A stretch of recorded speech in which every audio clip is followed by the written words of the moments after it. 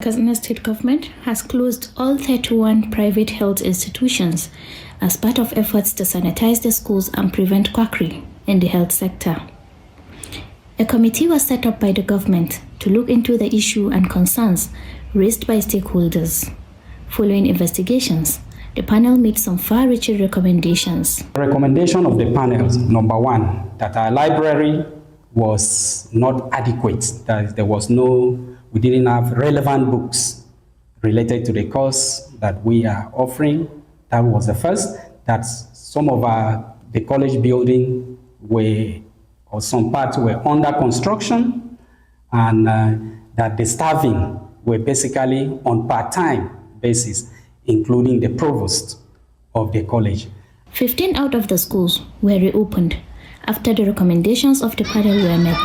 However, the remaining schools remained closed, even after efforts by the school owners to meet the required standard. So many things happen along the way. What was so disturbing is the government effort. Within that 1 year, 2 months, the government only ended up in constituting a committees.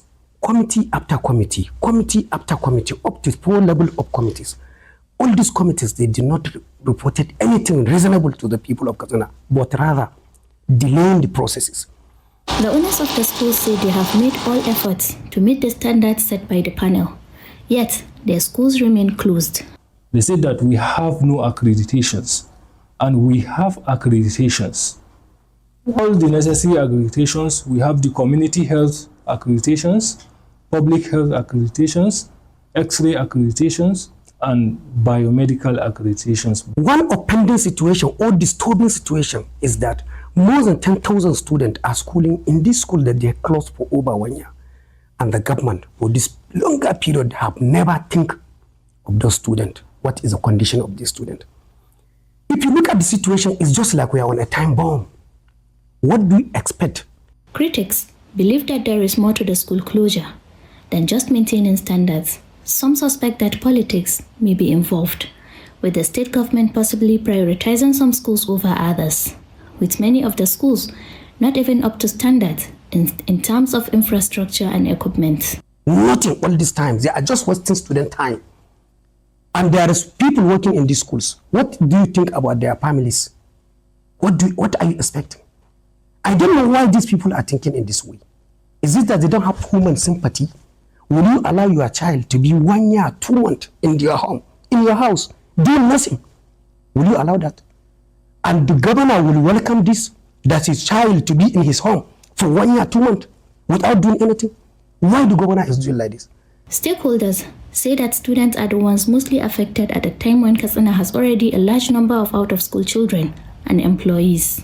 Actually, whoever is making an investment within a state like Katsina should temper justice with mercy. We are not having the same energy, we are not having the same financial resources.